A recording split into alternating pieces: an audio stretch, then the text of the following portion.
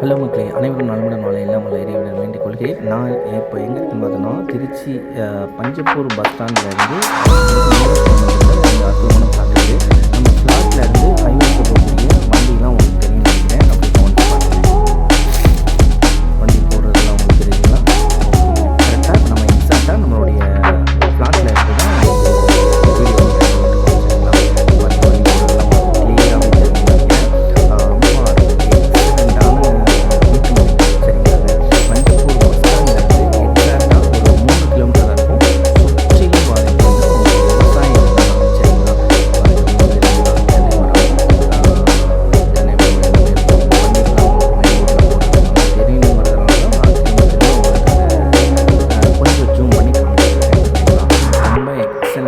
இன்வெஸ்ட்மெண்ட்டாக இருக்குங்க.